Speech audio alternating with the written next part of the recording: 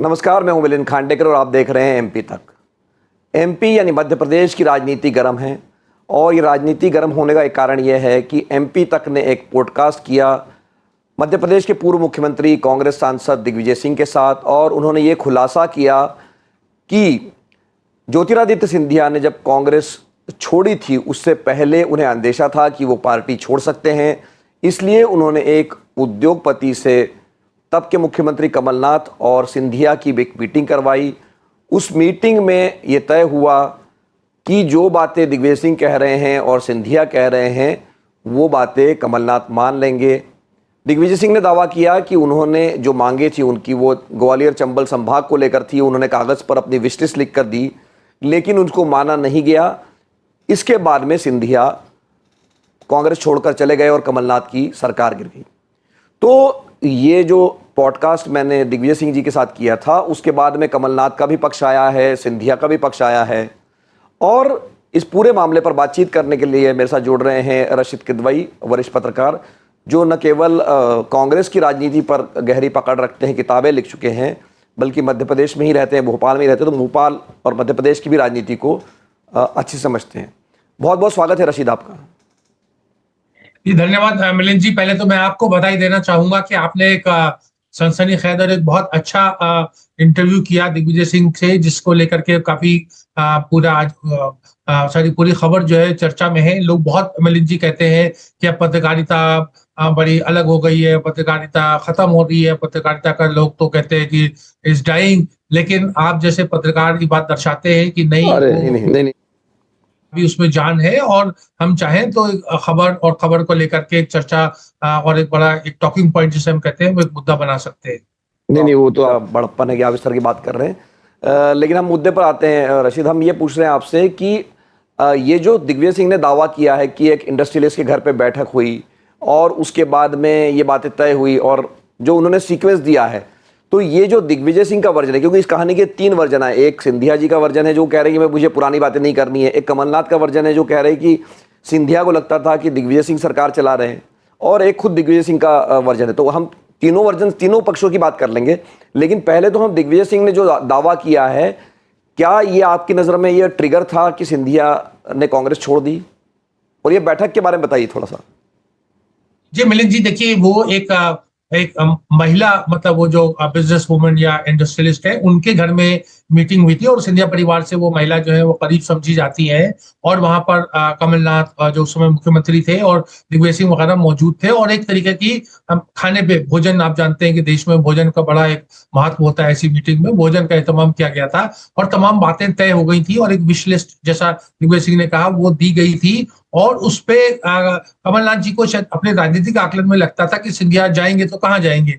आपको याद होगा एक समय एक उनका एक साउंड बाइट भी आया था जिसमें वो गाड़ी में बैठ रहे हैं और उनसे पत्रकार पूछता है बाइट्स में लेने के लिए कि सिंधिया जी ने, ज्योतिरादित्य ने कहा है कि वो मतलब जमीन पर उतर जाएंगे, मतलब मुख्यमंत्री के खिलाफ कांग्रेस में, तो उन्होंने कहा तो उतर जाए, बड़ी उन्होंने बेरुखी और नाराजगी से कहा था। तो तमाम फैक्टर थे, लेकिन मिलिंद जी मेरे आकलन में सबसे बड़ा मामला राज्यसभा का था।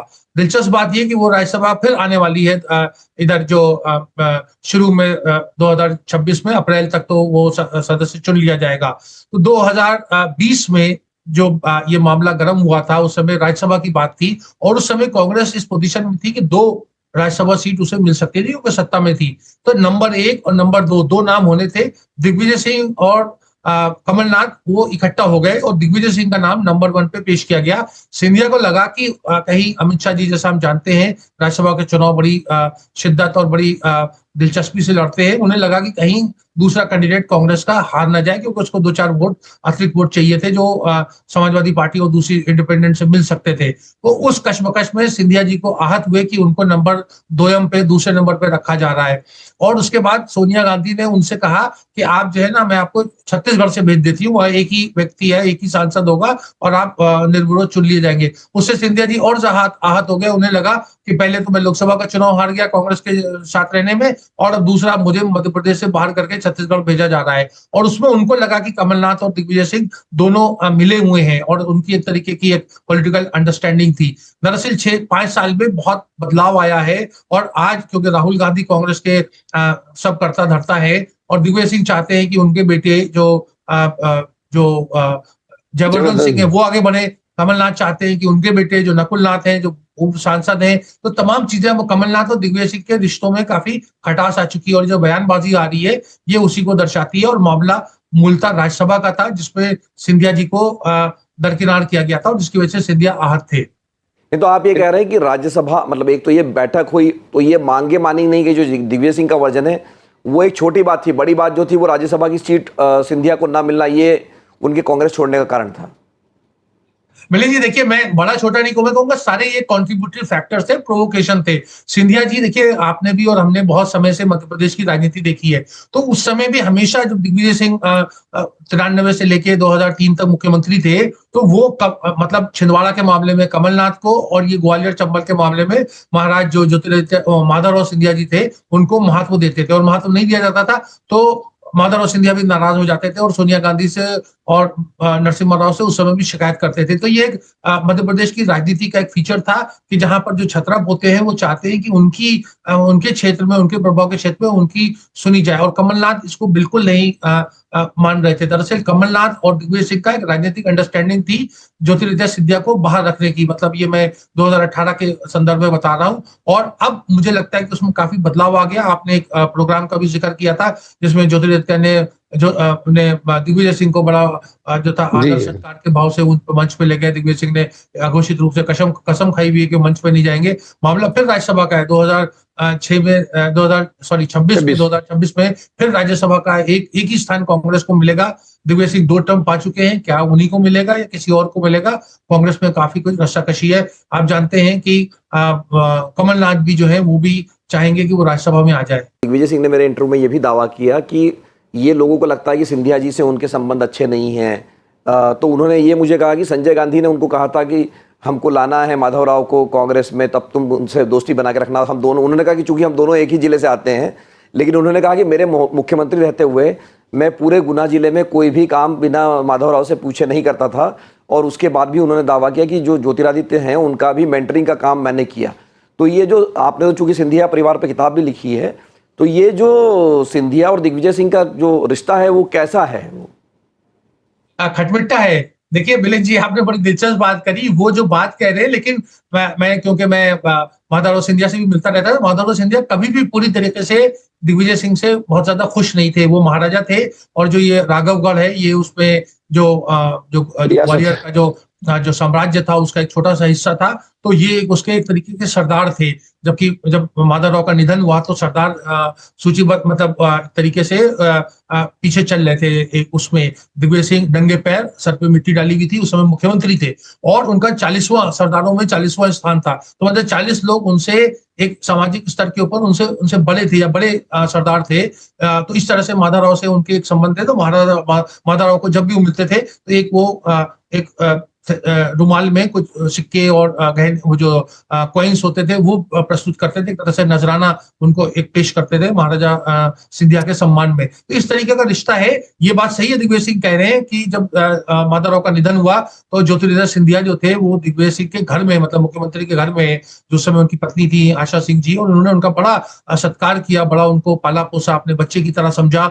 और उसके बाद वो कहा करते थे कि मैंने इस हीरे को जो है तराशा है, ये बात दिग्विजय सिंह कहते थे। लेकिन ज्योतिरादित्य उनसे काफी नाराज हो, कई बार उन्होंने सोनिया गांधी से, जब वो कांग्रेस में थे, सोनिया गांधी से दिग्विजय सिंह की बार बार शिकायत करते थे। तो वहां तो छत्रपों की आपस की एक लड़ाई थी जिसमें ज्योतिरादित्य भी शामिल थे, और वो भी बहुत ज्यादा सक्रिय थे। बात मुख्यमंत्री बनने की, मिलिंद जी, ये भी बड़ा दिलचस्प अध्याय था। जब मुख्यमंत्री तो राहुल गांधी चाहते थे कि जैसे राजस्थान में सचिन पायलट और मध्य प्रदेश में ज्योतिरादित्य सिंधिया बने, लेकिन वहां दिग्विजय सिंह और कमलनाथ ने अपने अपने एमएलए ट्रांसफर कर लिए, और वो उन्होंने एक ऐसा संख्या दिखाई कि जिसकी वजह से उस समय सोनिया गांधी और अहमद पटेल और मोतीलाल वोरा तमाम लोग बाध्य हुए कि कमलनाथ को मुख्यमंत्री बनाया गया।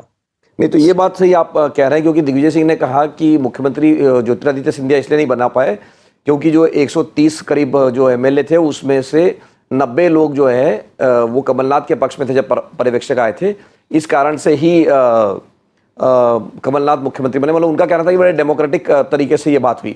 लेकिन जो आप बात जी जी। डेमोक्रेटिक तरीके से उन्होंने अपने जो 20-30 राजपूत और दूसरे उनके जो विधायक थे जो दिग्विजय सिंह के भरोसे के थे, वो सब उन्होंने कमलनाथ का साथ दे दिया कि ताकि सिंधिया को बाहर रखा जाए। तो ये कांग्रेस में एक राजनीति होती है जो दिग्विजय सिंह देखिए हमेशा कोई भी प्रणब मुखर्जी हमसे हमेशा कहते थे three things A and B, 1 and 2। मैं उनसे हमेशा पूछता था ये सी या थर्ड पार्ट कहाँ गया, तो वो हंसते और मुस्कुराते थे। तो यही बात जो है ये भी यही करते हैं दिग्विजय सिंह भी कि पूरी बात मतलब नहीं बताते। मुझे लगता है उनका राजनीतिक विवेक के चलते पूरी बात नहीं बताते हैं। नहीं तो ये बात बताइए कि अब कमलनाथ का जो बयान आया इस इंटरव्यू के बाद में, तो वो कुछ दिग्विजय सिंह के खिलाफ एक तरह से बयान है, जब वो ये कहना चाह रहे हैं कि सिंधिया को ये लगता था कि सरकार तो जो है दिग्विजय सिंह ही चला रहे थे।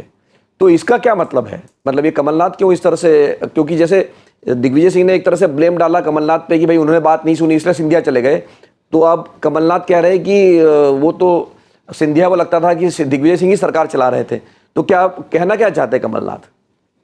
कमलनाथ आहत है, कमलनाथ क्षुब्ध है, कमलनाथ दिग्विजय सिंह की इन बातों से नाखुश है, क्योंकि इससे एक तरीके से कमलनाथ राजनीतिक रूप से उनको नीचा दिखाने का प्रयास हो रहा है। कमलनाथ को लगता है कि दिग्विजय सिंह उनके अच्छे दिनों के साथी रहे, वो बड़ा भाई अपने आप को कहते थे और दिग्विजय सिंह छोटा भाई। तो बड़ा भाई छोटा भाई ये शुक्ला ब्रदर, शुक्ला बंधुओं के और अर्जुन सिंह के और ये माधवराव सिंधिया घराना, इन सब के और जो अरुण यादव वगैरह जितने भी जो सुभाष यादव जितने भी कैंप थे, उन कैंप के खिलाफ ये जोड़ी बनी रही और ये जोड़ी ऐसी थी कि एक दूसरे को मतलब सपोर्ट करते थे हर मामले में। और अब वो जोड़ी जोड़ी टूट गई है कि उसका एक राजनीतिक औचित्य रेलिवेंस जो है वो खत्म हो गया है। कमलनाथ जो बात कह रहे हैं उसमें भी इतना तो वजन है, क्योंकि जब कमलनाथ की सरकार बनी तो कमलनाथ तो देखिए दिल्ली से आए थे अप्रैल में, फरवरी में मुझे याद है 18 में वो प्रदेश अध्यक्ष बने और उसके बाद दिसंबर में वो मुख्यमंत्री बन गए। तो चाहे वो चीफ सेक्रेटरी हो, चाहे वो डीजीपी हो, महत्वपूर्ण पद पे बहुत सारे लोग जो थे सब दिग्विजय सिंह के विश्वास पात्र थे। दिग्विजय सिंह के खुद सुपुत्र एकदम कैबिनेट रैंक बन गए, भतीजे कैबिनेट रैंक बन गए। तो तमाम मामले थे। तो उस सरकार में ये इंसाफ का तकाजा है कि दिग्विजय सिंह को फायदा हुआ। सरकार लेकिन चलाने का काम तो देखिए कमलनाथ का था। तो कमलनाथ से जो चूक हुई, एरर ऑफ जजमेंट हुआ, या वो सिंधिया को रीड नहीं कर पाए या सिंधिया को सेट नहीं कर पाई, सब राजनीतिक भाषा का मैं इस्तेमाल कर रहा हूँ, तो वो कमलनाथ का फेलियर था। जैसे आज कोई भी चीज हो उसमें राहुल गांधी ये नहीं कह सकते कि ये जयराम रमेश या किसी वेणुगोपाल उसके जिम्मेदार है। तो राहुल गांधी पॉलिटिक्स में यही होता है, वो उसका विवेक करने वाले हमेशा सलाहकार होते हैं या दूसरे लोग होते हैं पर्दे के पीछे। तो कमलनाथ की ये बात वो भी देखिए जो आपने पूरा आज हमारा आपका वार्तालाप हुआ उसको मैं केवल एक वाक्य में कहूंगा कि ये सब जो है मतलब अर्ध सत्य, अधूरा सच। मतलब आपको ऐसा लगेगा कि हाँ सही है, सही भी है और अपनी जगह गलत भी है। ये थोड़ा सा विरोधाभास लग रहा है, लेकिन बात यही है कि पूरी बात नहीं बता रहे हैं। नहीं तो आखिर में रशीद, आपको ये क्यों लग रहा है कि सिंधिया जी ये कह रहे हैं कि मैं अतीत के बारे में अब बात नहीं करना चाहता हूं? तो ये क्या है? देखिए सिंधिया जी बड़े मतलब राजनीतिक रूप से वो और उनकी कम है, लेकिन बड़े समझदार हैं। उन्हें लग रहा है कि कमलनाथ और दिग्विजय सिंह में जो लड़ाई और झगड़ा होगा मतलब राजनीतिक रूप से, इसका उन्हें जो है राजनीतिक रूप से फायदा होगा। आज नहीं, आने वाले समय में भी आप जानते हैं परिस्थितियां क्या होंगी। वो चाह रहे हैं कि ये लोग जो है खूब ताकि इनका वर्चस्व टूटे, ताकि जो मध्य प्रदेश में ग्वालियर चंबल में या जो ये मध्य भारत है जहां से दिग्विजय सिंह आते हैं, इन सब में सिंधिया का नाम जो है वो राजनीतिक रूप से नंबर 1 हो जाए। कुछ जगह के ऊपर सिंधिया दूसरे तीसरे नंबर पे आते हैं। तो सिंधिया को तो बड़ी इस बात की खुशी है, मुझे लगता है वो दिल में बहुत खुश हो रहे होंगे कि उन्होंने ये बड़ा भाई छोटा भाई इसकी जोड़ी जो है, जोड़ी नंबर 1 आप जो भी कहें उसको तोड़ दिया है। तो कहीं ना कहीं आपको ये नहीं लगता कि सिंधिया को भी दोनों तरफ से क्लीन चिट मिल रही है? मतलब दिग्विजय सिंह भी एक तरह से क्लीन चिट दे रहे हैं कि वो भाई उन्होंने कोई विचारधारा की वजह से नहीं छोड़ा, उन्होंने व्यक्तिगत ईगो में छोड़ा, या कमलनाथ का ये कहना कि भाई वो उनको लगता था कि दिग्विजय सिंह सरकार चला रहे थे। तो दोनों की बातों से ऐसा लगता है कि विक्टिम सिंधिया थे और अब तो वो मतलब एक तरह से जो उन पर गद्दारी का आरोप लगता था कि कांग्रेस से उन्होंने धोखाधड़ी की, वो उससे क्या उनको एक तरह से छुटकारा मिलेगा इस आरोप से? जी मुझे लगता है सिंधिया के लिए एक अच्छी स्थिति है। देखिए ये तमाम हम किसी निष्कर्ष के ऊपर पहुंचे, ये मुझे लगता है कि अभी जल्दबाजी होगी, लेकिन यहाँ एक तरीके से राजनीतिक प्रतिस्पर्धा में एक दूसरे को नीचा दिखाने का प्रयास हो रहा है और इसमें सिंधिया के पास खोने को कुछ नहीं, पाने को है। दरअसल मध्य प्रदेश की अब राजनीति देखें तो दिग्विजय सिंह और कमलनाथ उनकी काफी उम्र हो गई है। कांग्रेस ने जीतू पटवारी को प्रदेश अध्यक्ष बनाया है और जो लीडर ऑफ अपोजिशन है वो उमंग सिंघार, वो भी एक तरीके का युवा जुझारू नेता है। अब पूरा एजेंडा जो है वो दिग्विजय सिंह कमलनाथ कमलनाथ ही उस पे हावी रहते हैं। आप जानते हैं पहले अभी सब नए जिला अध्यक्ष वगैरह बनाए गए हैं, तो कांग्रेस में एक नई ऊर्जा का वो हो रहा है, लेकिन वो एजेंडा नहीं आ रहा। पुरानी बातों में कांग्रेस उलझी भी है। कमलनाथ वर्सेस दिग्विजय सिंह, हर आदमी की एक तरीके की एक वफादारी की परीक्षा हो रही है। तो कांग्रेस की अंदरूनी राजनीति जो है एक तरीके से उबाल के ऊपर है, मतलब ऐसे कारणों से जिससे कांग्रेस को फायदा तो कुछ नहीं होगा, नुकसान ज्यादा होगा। जी, बहुत बहुत शुक्रिया रशीद इस बातचीत के लिए। तो हमारे साथ जुड़े थे रशीद किदवई, जिन्होंने की एक नई बात हमें बताई कि ये मीटिंग तो हुई थी एक महिला उद्योगपति के घर पे, जो बात कह रहे हैं दिग्विजय सिंह, वो बात तो सही है, लेकिन ये अर्ध सत्य है। एक और जो बड़ा कारण था सिंधिया के छोड़ने का, कि उन्हें राज्यसभा के लिए जो टिकट मिलना था वो 2 नंबर के उम्मीदवार थे और वो हार भी सकते थे, और नंबर 1 की वरीयता पर दिग्विजय सिंह थे। तो ये भी कहीं ना कहीं सिंधिया के आहत होने का कारण बना। हालांकि रशीद का कहना यह है कि सोनिया गांधी ने तो उन्हें छत्तीसगढ़ से भी चुनाव लड़ने का ऑफर दिया था, जहां से वो आसानी से जीत जाते, लेकिन ये एक तरह से उनके सम्मान के लिए ठेस की बात थी, क्योंकि लोकसभा का चुनाव वो हार चुके थे और अपने राज्य से उनको राज्यसभा का टिकट न मिलकर अगर पड़ोसी राज्य से मिलता, तो वो भी बहुत सारे फैक्टर हैं जो कि इस फैसले का कारण बने। लेकिन इस समय जैसा कि रशीद ने कहा कि मध्य प्रदेश में कम से कम जो विपक्ष या कांग्रेस की राजनीति में उबाल आ गया है एक एमपी तक के पॉडकास्ट की वजह से, और इसमें चाहे कमलनाथ हो या दिग्विजय सिंह हो, वो दोनों पूरी नहीं बात कह रहे हैं, वो जैसा रशीद ने कहा अर्ध सत्य है। एमपी तक पर इस बातचीत को देखने के लिए आपका बहुत बहुत धन्यवाद। नमस्कार।